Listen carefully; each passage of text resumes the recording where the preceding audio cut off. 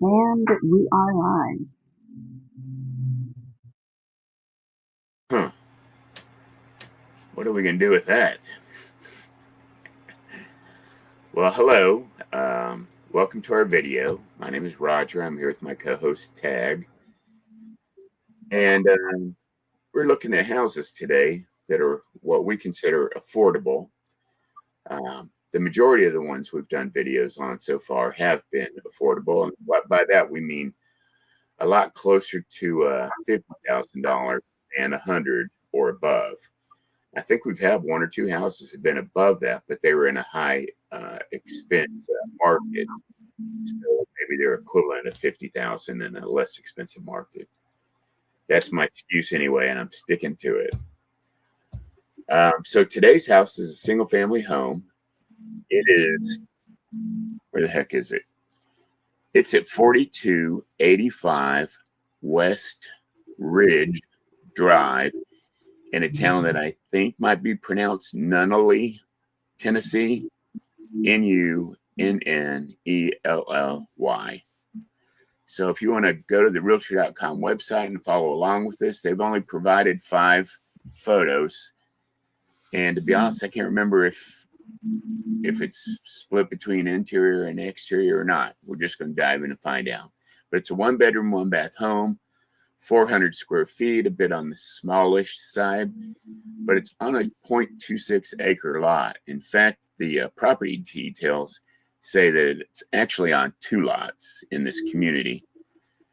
And the reason I reference community is because when I sent this to Tagg for us to review today, I didn't notice that it had $10 a month HOA. And, in my entire life, and I bought, homes before Tagg and I met, and then we've bought, that's our pretext for this channel, is we've bought and repaired and renovated and upgraded homes for for 2 decades. The last one we sold was in December of 2020.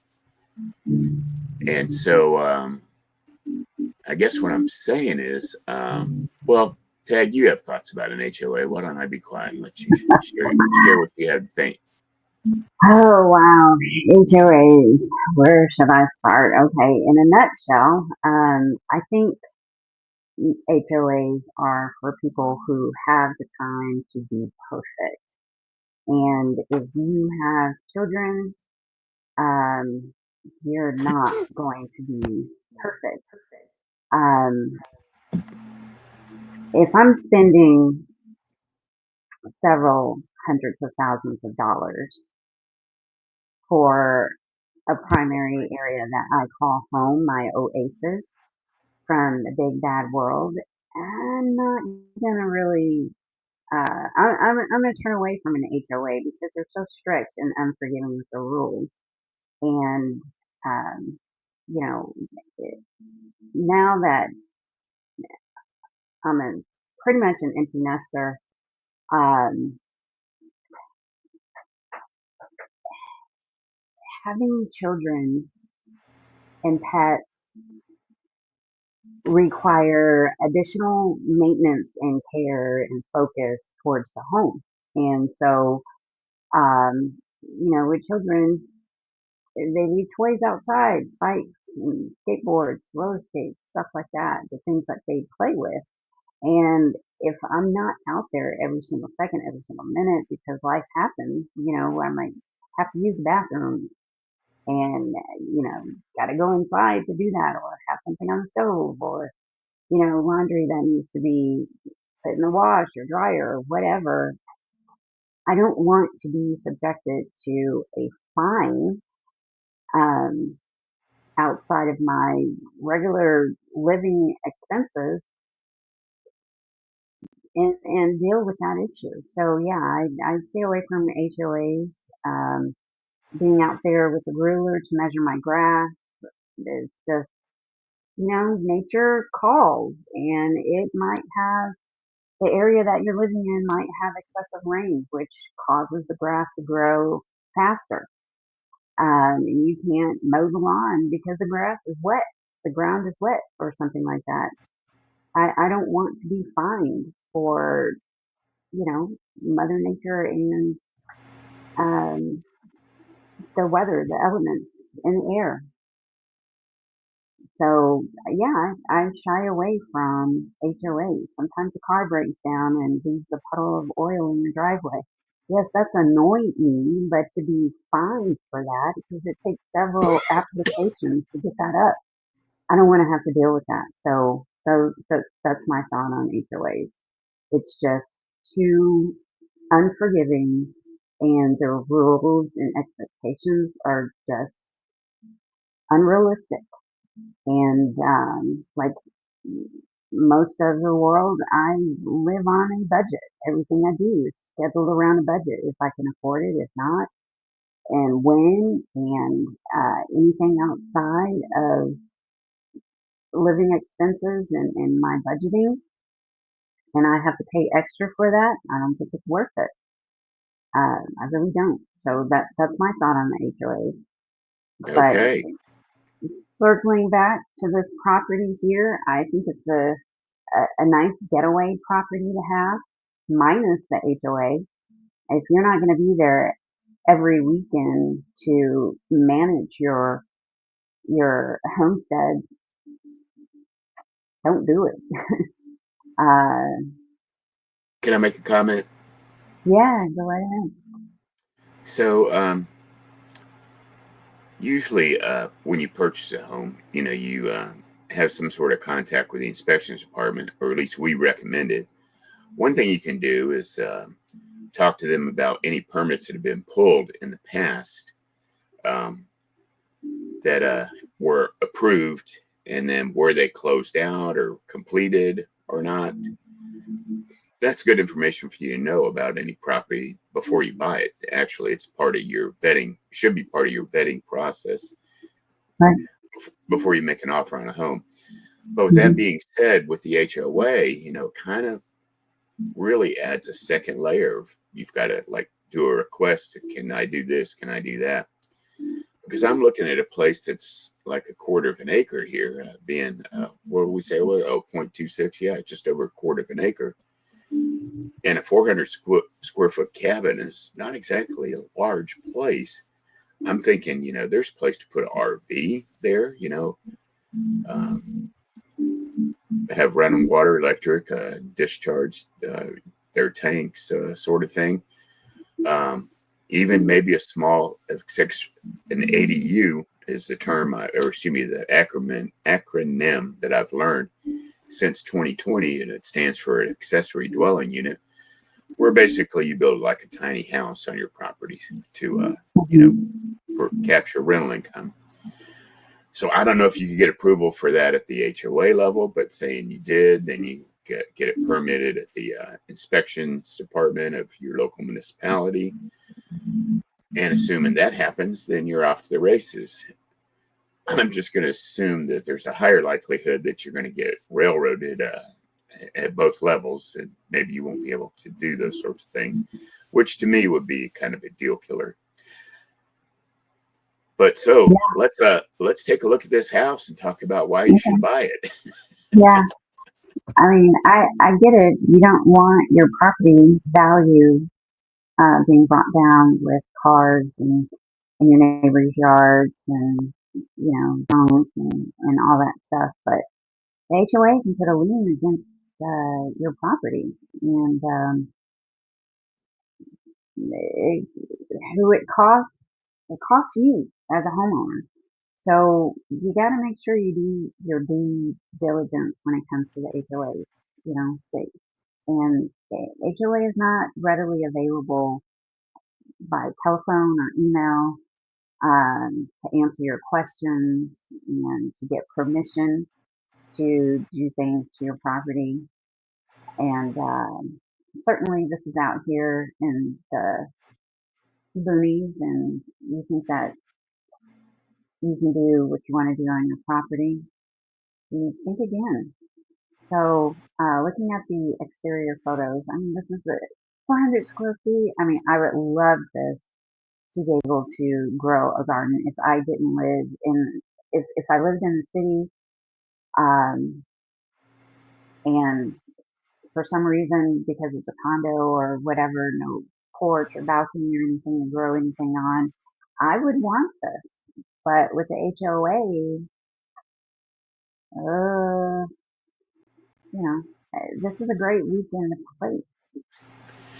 So I Uh, actually want to make the point that we're not saying don't do this. We're saying look into it closely before you make a right, decision to make yeah, sure right. that it is what you want. At least that's where Do I'm at. yes, Yeah, I've said several times, do your due diligence and make yeah, sure.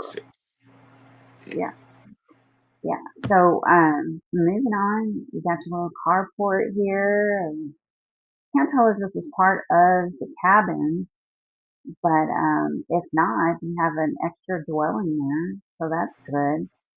Um, you have a patio, which is nice. Somebody has a camper there What?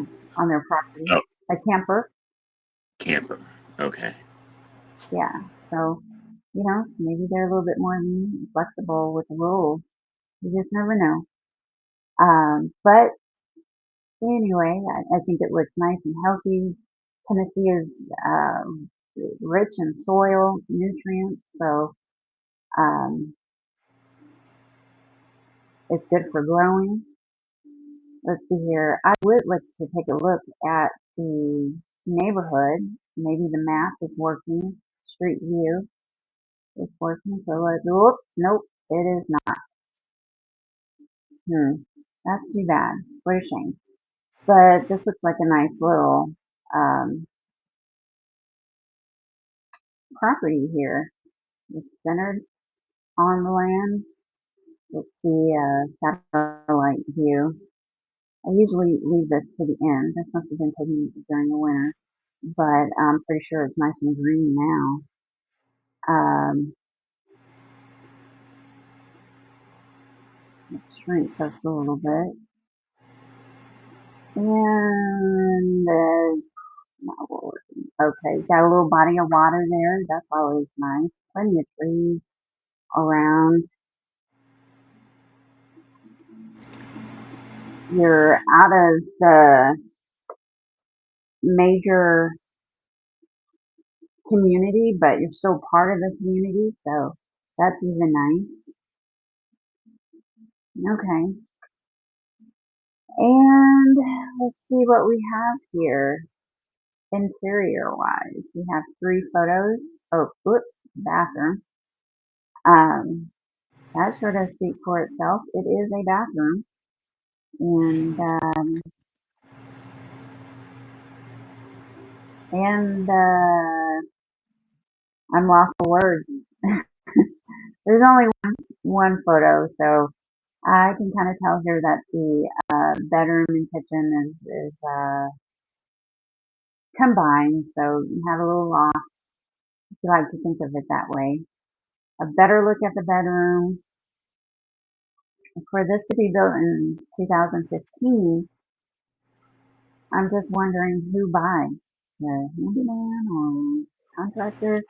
It just seems as though it's just uh, missing some things.